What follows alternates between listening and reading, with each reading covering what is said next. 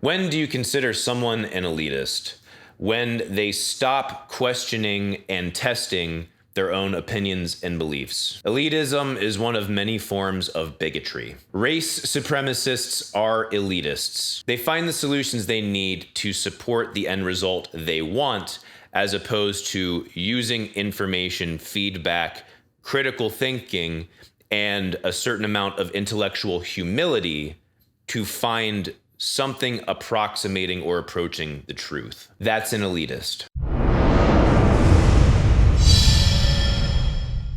Hey guys, welcome back to another episode of Ask a Music Snob. This is the show where I post a question sticker on a story on Instagram, and you guys can ask me pretty much anything you want. If you want to be able to participate in these videos in the future, go ahead and follow me on Instagram, link in the description down below. Go ahead and follow me on a bunch of other social medias too. And I mean, since we're at it, since we're plugging all of the shit that I want done, it would mean the world to me if you could support me on Subscribestar. Even just $1 a month helps a lot. I'll be the first to confess, I have not been the greatest at keeping up on my perks, so just a heads up there, I'm not the best at that. If you guys have suggestions for perks you'd like to see, I mean, I'm definitely open to ideas. But anyway, let's get into it. When are we gonna have your Promises solo EP? I am not 100% sure. I have so many different projects that want my attention right now that I have been neglecting for a while, and that's probably gonna be on the back burner for a minute, but I can tell you I'm very excited to complete it. For anyone who's listened to any of the small clips of ideas on Instagram or Facebook or Twitter,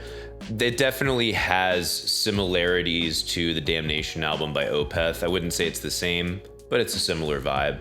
I don't really care how closely it's related. I like making it, and I hope you guys enjoy listening to it. I'm just fully acknowledging where the influences are on this one. What do you think about the idea that music theory makes you less creative? I don't necessarily agree with that statement. I think I've discussed this before. Music theory is just a tool. It's a means to an end.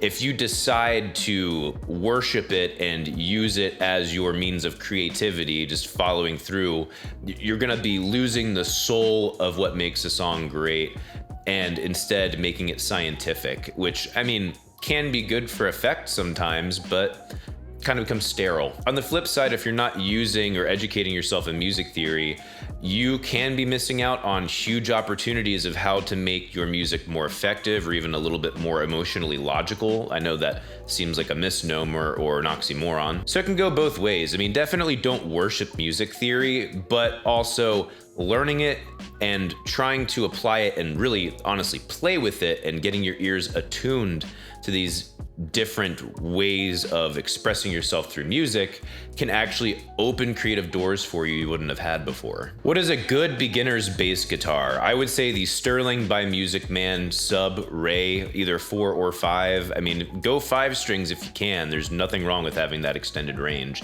It's only $50 more. The Sub Ray 5 is $350 before taxes and shipping, which is a great price. I mean, it's higher than what you would pay for like your first bass, but if you buy that one and you really like it, that's a bass you can have for a long time before having to buy something more. And you could spend maybe another $250 to $350 to upgrade it and customize it, so then you don't actually have to get another bass after that. You can just stick with that one. I will say I've never played it myself, but I have talked to many guitar techs, luthiers, and bass guitarists who say for the price, it is a phenomenal bass. If you could go back in time to when you first started music, what would you do differently? It's an extremely difficult question because I am so grateful for where I am right now, and because I try not to have too many regrets and accept the fact that I'm an imperfect person. I feel like people who hold on to regrets don't forgive themselves for being imperfect, if that makes any sense. It's not like saying you didn't do anything wrong. We've all definitely made mistakes, but I mean, making mistakes is part of the learning process and being a human being. If I had to change one thing, I would say making myself learn songs I thought were dumb just to learn them. Even learning stupidly simple songs and learning a shitload of them actually makes you a substantially better player and would have opened me up to a lot more music opportunities, business business-wise down here. I don't regret anything. What will be the next big thing in metal once gent/metalcore trend fades away?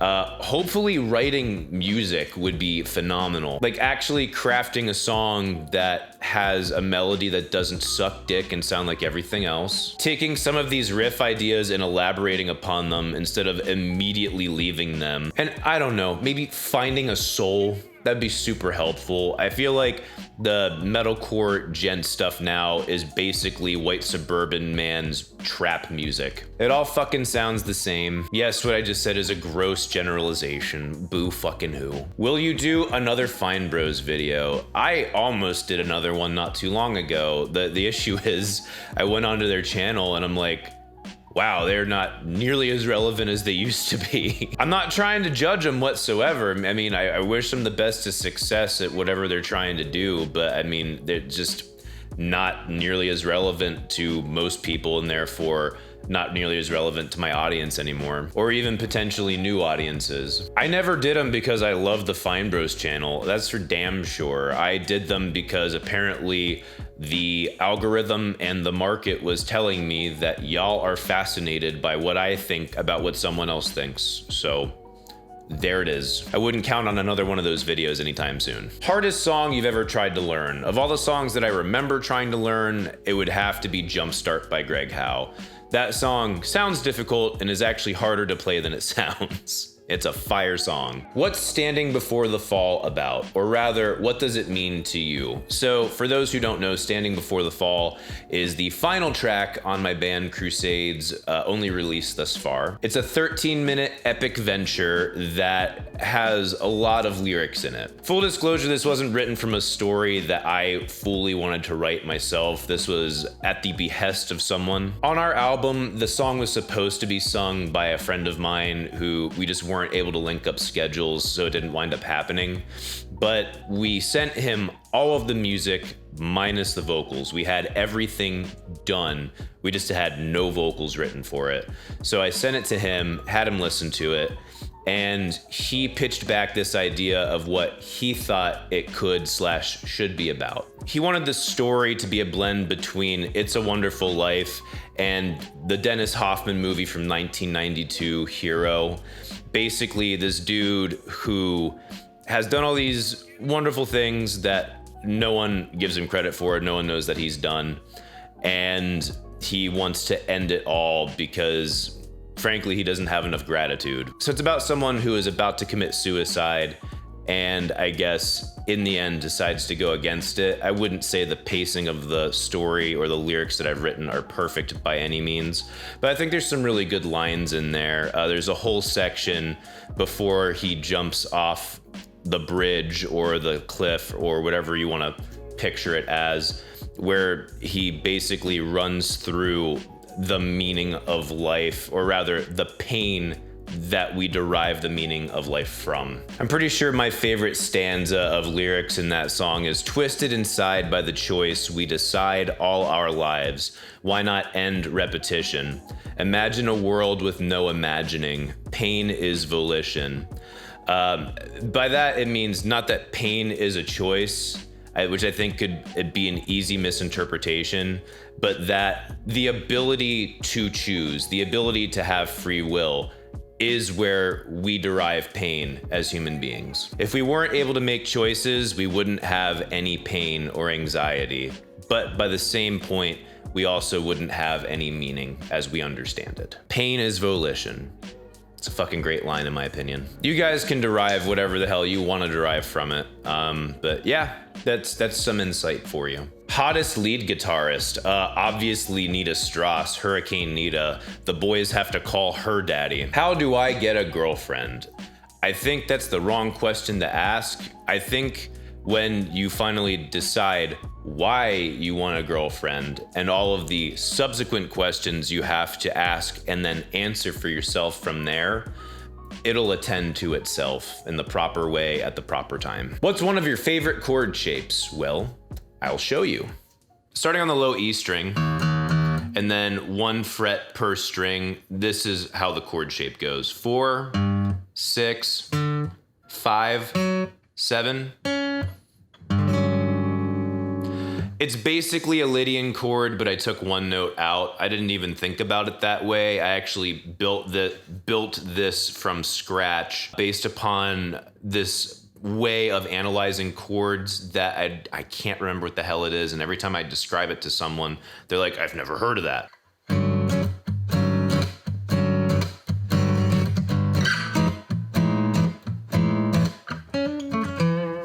You'll recognize this shape from House of Cards if you guys listen to that at all.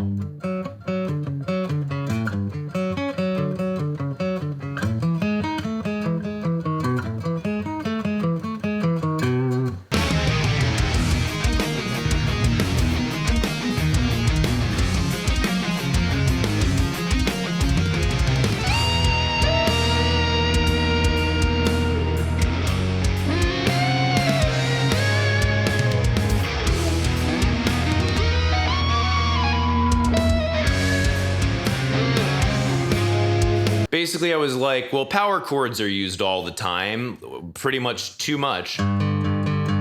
It's root, fifth. I was like, how can I stack another power chord on this power chord? So I did this power chord, and then this one in the bottom. Then the two of them together, I was like, ooh, that's fancy as fuck. I didn't use music theory to find this. I guess I did a little bit, just knowing that power chords are a thing.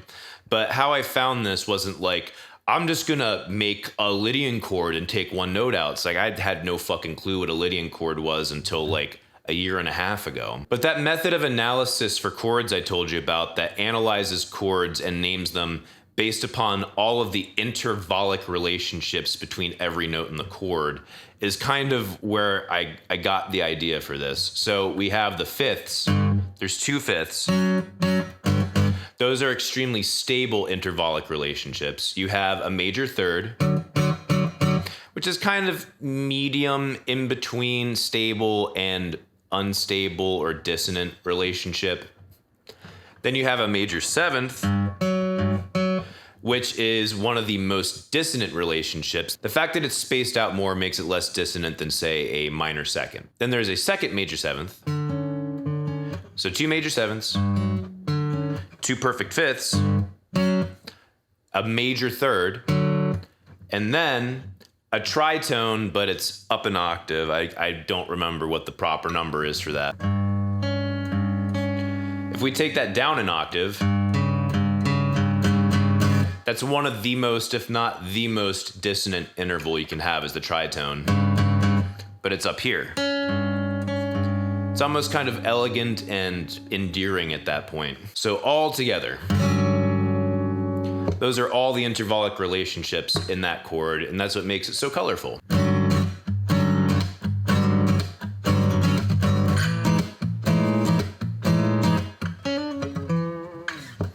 House of Cards is a fucking great song, by the way. Have you ever had a moment where you grew tired of music? Absolutely, and every musician will have that at some point in their lives at least once. It happened about a year to 2 years after I quit my day job and did YouTube full time.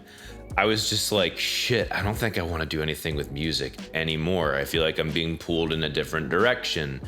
And I've literally spent the majority of my life training and preparing myself for this job in this career path. It's a similar phenomenon that St. John of the Cross talks about when he refers to the dark night of the soul. St. John of the Cross, for those who don't know, was a Spanish mystic and is a doctor of the Roman Catholic Church. The dark night of the soul refers to even the most holy, practiced, and faithful of disciples living today having this extended period of time where they don't believe God actually exists and they question his existence. It can be for years. That happens to musicians too in regards to music. Sometimes it can just leave you extremely empty. I don't know what to tell you when that happens other than just keep the faith, man. It'll come back and you'll be happy you did, because the moment you get those inspiration pings again, it's so satisfying and you're so grateful that you stuck with it. Why is everything about money? That is such a bad question. The better question is, why is everything about survival and or self-enrichment? And I think what you're really trying to get to is, why is everything about greed? Money, much like music theory and the internet, is merely a technology to be used as a tool. Money is literally just a medium of exchange, because it's far more effective than the barter system by leaps and bounds. Prior to money as a technology, if someone had wheat and I wanted their wheat, I had to trade them for something that they wanted and or needed. All I have is eggs, but they need beef. So I need to go on a fucking Zelda type quest of trading my eggs for salt, and then trading my salt for pork, and then trading my pork for beef, so I can come back and give this motherfucker beef to get my wheat. Or every person can have a cache of a certain resource or a certain commodity that everyone finds valuable. Back in ancient times, that was actually salt. Salt was the first money or currency because everyone needed and used salt. Now, extrapolating that the whole way out to today with fiat currency, if you want to criticize fiat currency, I mean, by all means, there's plenty to criticize. I'm not saying the Federal Reserve is a good thing by any fucking means. But if you're wondering why things are always about self-enrichment, one, it's because of survival. Two, it's to build wealth either for yourself or to pass on to others. And there are better questions to ask than why it's all about money. That's all I can say. Do you think physical instruments still have a long future ahead of them? Absolutely. I maybe had a little bit of doubt before, but if you really consider even just the longevity of orchestral timbres and even orchestras being recorded live for movies or being performed live in concert halls, there is absolutely lots of longevity. There is something about the acoustic resonance of material that I think just is baked into the human DNA and psyche that will never leave, and we will always find fascinating, just like the fucking weird animals we are. How does one make their music actually progressive? So when you say actually progressive, I'm going to assume you mean the definition that I used in the punk rock MBA video and my good versus bad prog video. I would say the best forms of prog have been music that people find immediately relatable and familiar, yet at the same time sounds like nothing they've ever heard before. A paradoxical wonderment. The paradox entices them so much that it influences them to either sound like that or take the same ethos and create with the same ethos. And almost always that is born out of some sort of fusion. That'll do it for me today, guys. Thank you very much for watching. Again, hit that like button, leave a comment down below about fucking something, I don't know what, it helps out a lot. Please support me on Subscribestar, even $1 a month helps a lot. You can follow me on Instagram, Twitter, and Facebook at Become the Night. Thank you guys so much for watching. See you in the next video. Rock on.